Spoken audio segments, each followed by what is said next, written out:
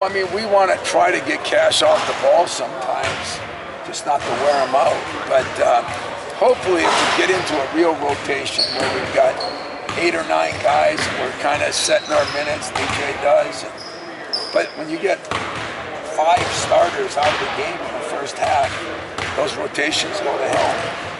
You know, and nobody knows what they are. So those things are a little more difficult. And we're going to see if we can work. You know, I wouldn't read into a lot this first game. Tough competition. What I would read into is it was a pretty even game most of the way, considering who we had in the game. They went on that one little spurt where we miss a wide open 3, go down and follow them on a 3, and all of a sudden 45-41 turns into 52-41 or whatever it was. And then we bounced back, you know, and that took a lot of, you know, I like the fight in us. We came back, we made some good plays, some good shots, some good drives. I didn't think we were aggressive enough. You know, Aaron made that good drive, but Aaron didn't play the whole first half. Rocket, I think, has got to drive it a little bit more. Like I said, I got a lot out of it, a few bad things, probably more good things. I'm just hope I get another shot at it. Kithier's running around and banging pretty good right now, would you say? Kithier did a pretty good job, you know, consider the side difference and everything. I was pleased with his play. Marble missed a couple weeks of practice. Is he?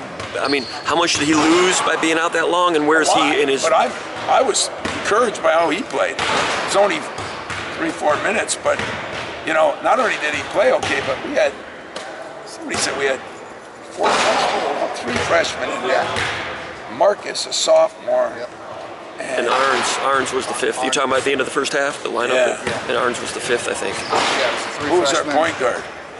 Rocket, or Lawyer was. It was Lawyer. Yeah. Lawyer. So, I mean, that's Lawyer, Watson, Arns. Bingham and Randall. Marble.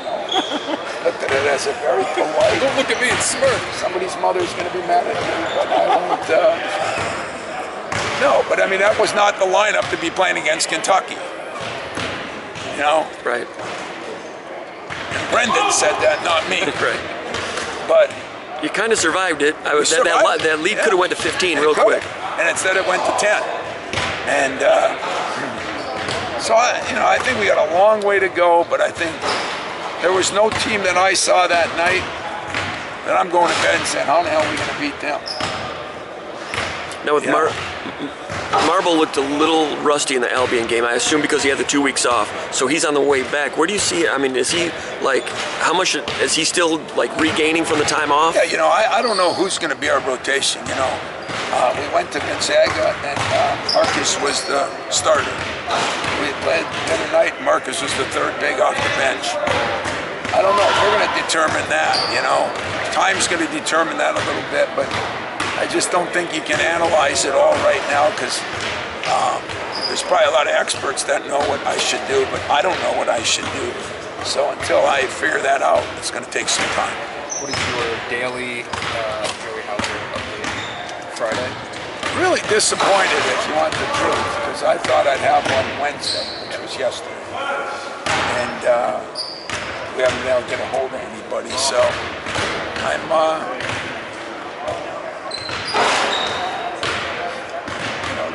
disappointed.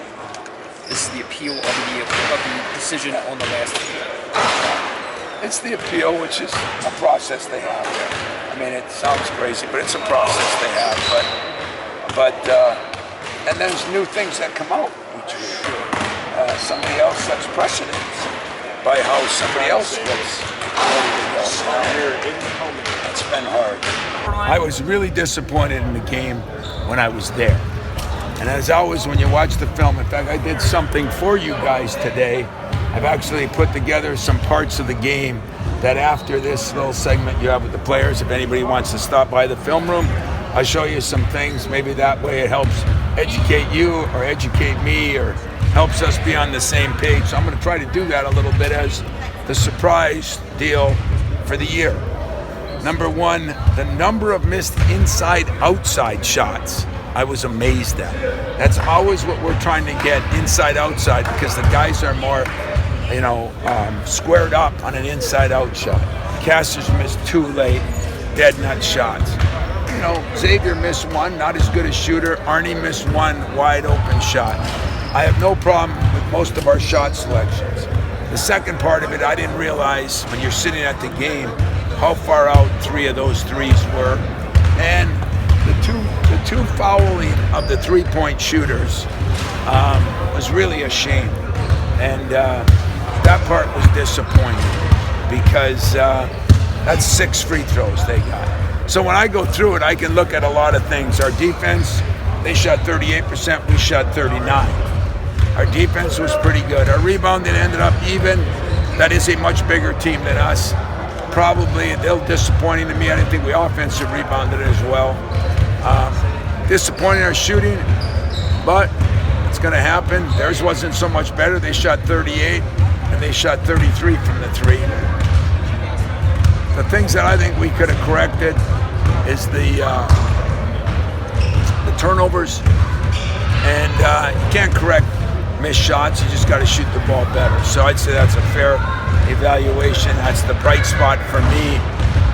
I'll look forward to a chance of playing him again. Tom, you took Cassius out twice and used 2 different guys in that backup point guard spot. Do you see continue to kind of experiment with those 2 different options there? I had 3 different options, if you want the truth. Rocket played a little bit of it.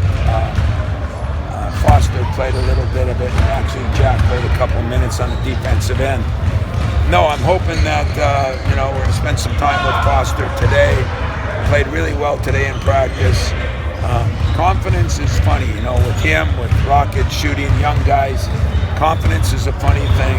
So I don't know what our rotation will be like yet, but that's why I said these early games is when you get to do that. I don't know if anybody saw Jim Boeheim's comments from his game last night. I don't know if you saw Bill Self's comments. As much as it is great for the community, for the fan base, for the media, for ESPN, it's very difficult to play in these big games this early when nobody knows what anybody's doing. What was that game last night? 46-34? Is that what it ended up? Something like that. A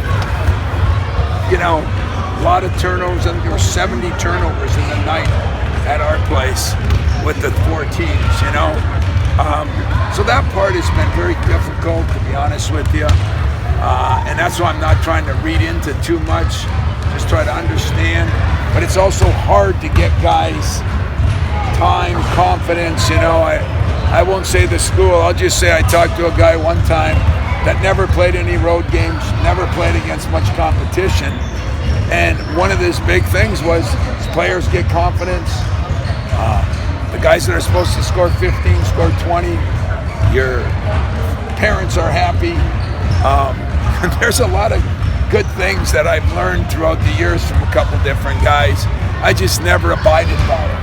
I'm a glutton for punishment. I kind of want everybody mad at me. I think I work better that way.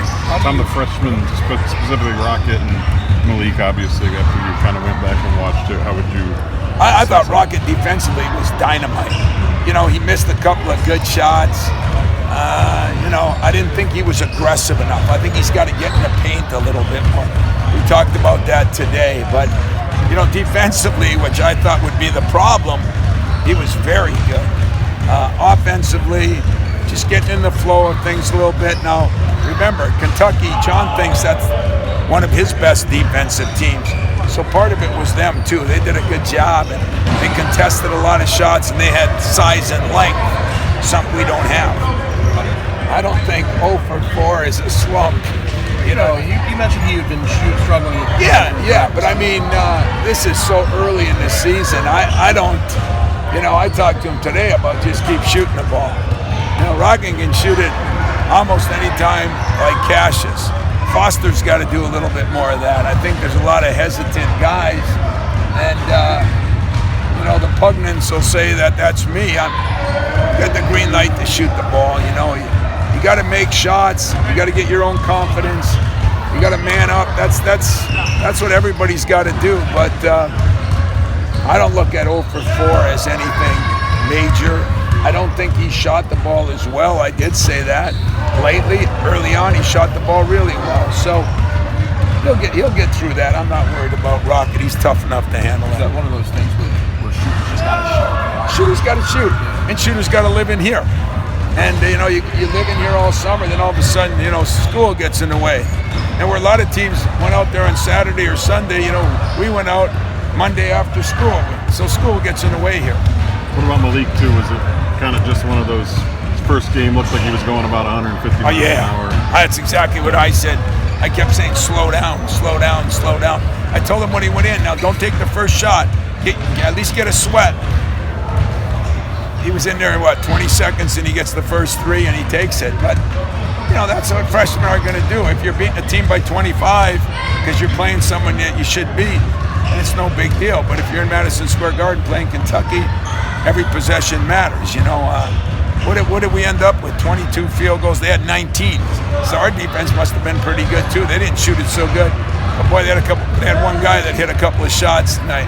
I mean, give Maxey credit. He was better than I even thought. When you think of those driving shots he made, those were tough shots. 3 of the 3s were ridiculous shots. Give him credit. He hit them. Are there things that, you know, early in the season you would like to try, but that a game like Kentucky really doesn't just allow you to do it? Like, how much more would you be willing to kind of test drive a little bit in a game? Like, A lot. I mean, that is the problem, you know. Talked about changing ball screen coverages a little bit. There's just so much you can get in that first week, and not knowing enough about them. You know, I mean, we thought, looking at the injury, what's his name wouldn't play. I'm going to ask John if he put a fake boot on him there in that last game, you know.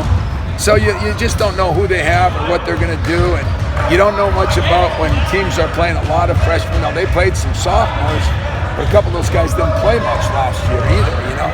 Then they bring in the transfer. We're looking at film from Bucknell. So, yeah, you don't have enough. It's a very difficult, and I'm afraid it's going to be this way now if everybody thinks everybody should transfer whenever they want.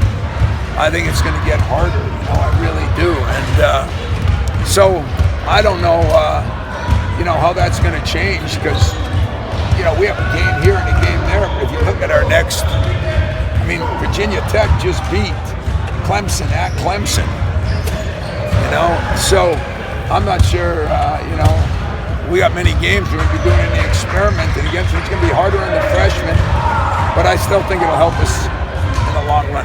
How did you think Marcus? You know, Marcus was a bright spot because he rebounded the ball pretty good. He did some things, didn't shoot it really well, made his dunks, but I thought he was more aggressive. He was decent defensively. The problem, guys, if you look at the plus-minus charts that the NBA uses, I'm not a big analytics guy, but his analytical reading wasn't very good because it's not that you make a dunk, it's not that you get a rebound over the rim. How do you play within that group? Are you stepping up on ball screens? Are guys doing things differently? Those are the hard things about when you see a guy play and you get enamored when he makes a shot or makes a dunk. Marcus took a big step forward.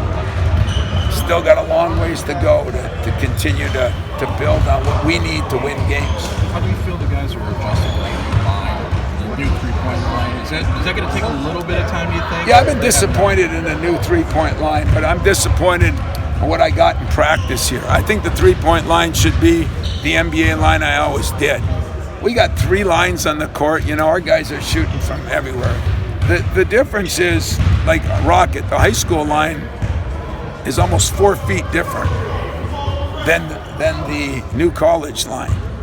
And we're catching a lot of our guys shooting it at the NBA gray line here. Usually the difference every foot out is probably 10 percentage points for the average guy. So some of those guys are 20 percentage points less. So if you shot 40 in high school, you might be shooting 20 here right now, which you ain't winning any games doing that. So that's going to be an adjustment for our guys. And for Cassius Winston or Joey Hauser, that line could be at half court, it doesn't matter. But for 90% of the guys, there's a big difference. When you said the three-point fouling was a little bit of a shame, do you mean the way they closed out or the call or overzealous? Maybe all of the above. We thought they kicked their legs once. We thought in the first one he kind of jumped into him, but Cash kind of jumped up. You know, I mean, we were there contesting. So the contesting was proper, pretty much? Was pretty good. I thought one time we jumped in. I thought one time they jumped in. I thought one time he went on the side of them, they kicked their feet. They're tough calls, but they might have all been good.